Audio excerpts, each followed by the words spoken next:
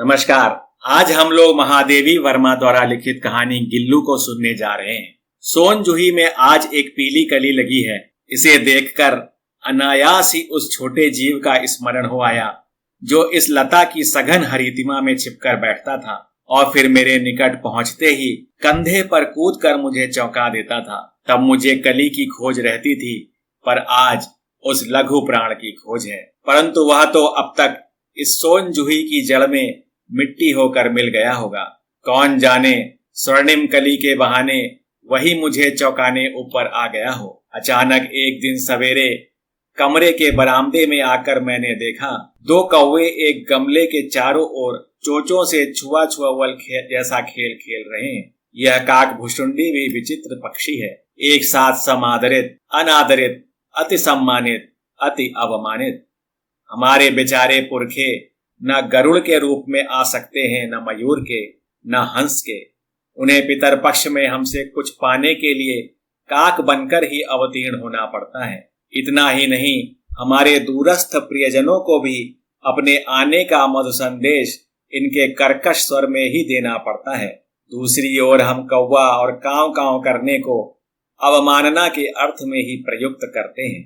मेरे काक पुराण के विवेचन में अचानक बाधा आ पड़ी, क्योंकि गमले और दीवार की संधि में छिपे एक छोटे से जीव पर मेरी दृष्टि रफक गई। निकट जाकर देखा गिलहरी का छोटा सा बच्चा है जो संभवतः घोंसले से गिर पड़ा है और अब कौवे जिसमें सुलभ आहार खोज रहे हैं। काकद्वय की चोंचों के दो घाव उस लघु प्राण के लिए बहुत थे, अतः वह निश्चेष्ट सा गमले से चिपटा पड़ा था। सबने कहा कौवे की चोंच का घाव लगने के बाद यह बच नहीं सकता, अतः इसे ऐसे ही रहने दिया जाए। परंतु मन नहीं माना। उसे हौले से उठाकर अपने कमरे में लाई, फिर रुई से रक्त पोंछकर घावों पर पेंसिलीन का मलहम लगाया।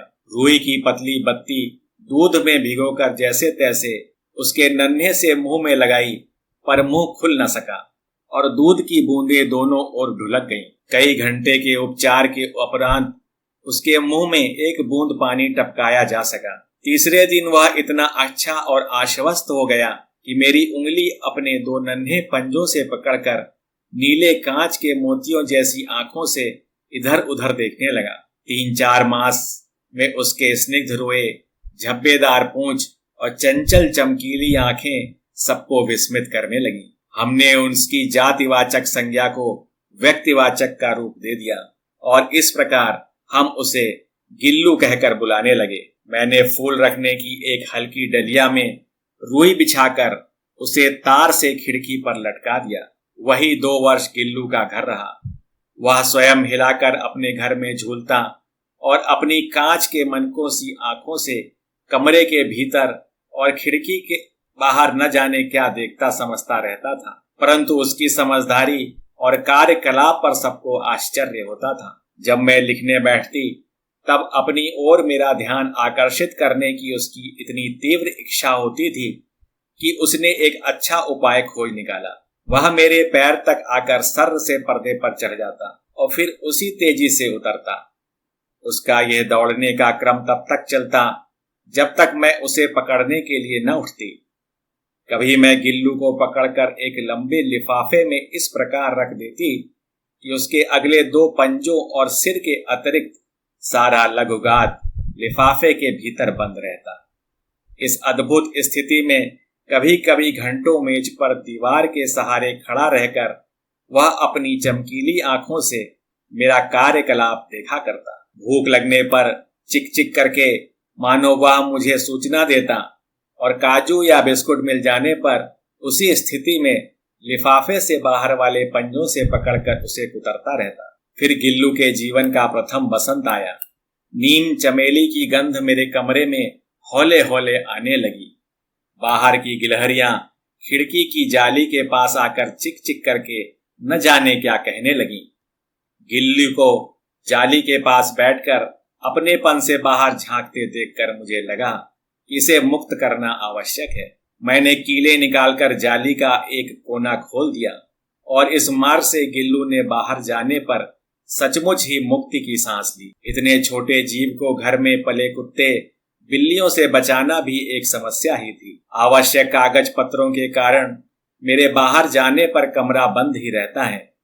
मेरे कॉलेज से लौटने पर जैसे ही कमरा खोला गया और मैंने भीतर पैर रखा, वैसे ही गिल्लू अपनी जाली के द्वार से भीतर आकर मेरे पैर से सिर और सिर से पैर तक दौड़ लगाने लगा। तब से यह नित्य का क्रम हो गया। मेरे कमरे से बाहर जाने पर गिल्लू भी खिड़की की खुली जाली की राह बाहर चला जाता और दिन भर गिलहरियों के झुंड का नेता बनकर डाल पर उछलता कूदता रहता और ठीक 4 बजे वह खिड़की से भीतर आकर अपने झूले में झूलने लगता।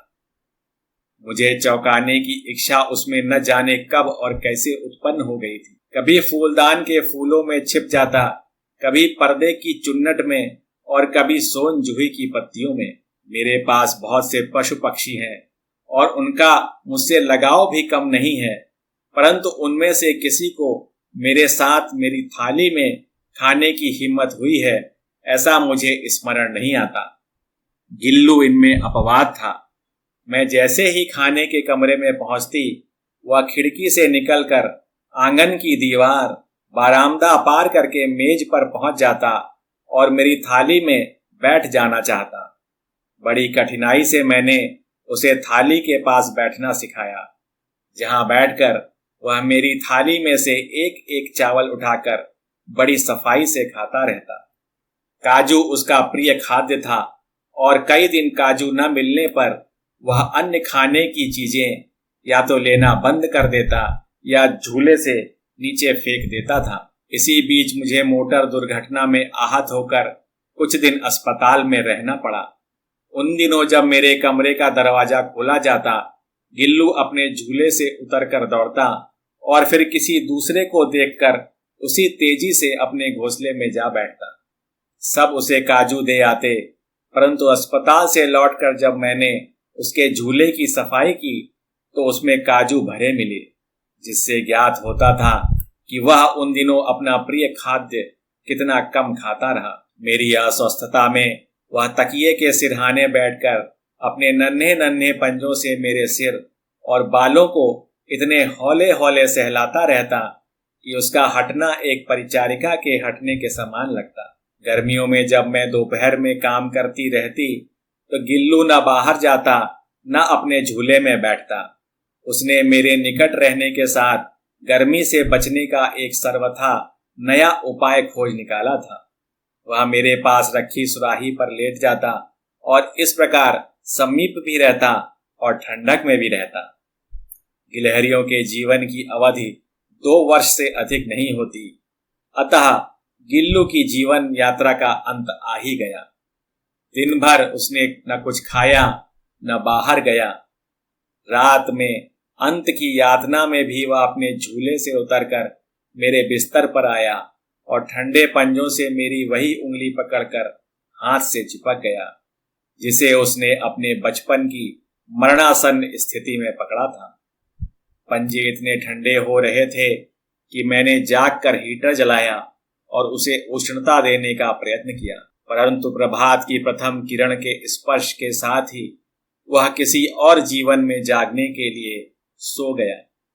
उसका झूला उतार कर रख दिया गया है और खिड़की की जाली बंद कर दी गई है, परंतु गिलहरियों की नई पीढ़ी जाली के उस पार चिक चिक करती ही रहती है और सोन जूही पर बसंत आता ही रहता है। सोन जूही की लता के नीचे गिल्लू को समाधि दी गई है, इसीलिए भी कि उसे वह लता सबसे अधिक प्रिय थी, इसलिए भी कि उस लघुगात का किसी वासंती दिन जूही के पीताभ छोटे फूल में खिल जाने का विश्वास मुझे संतोष देता है।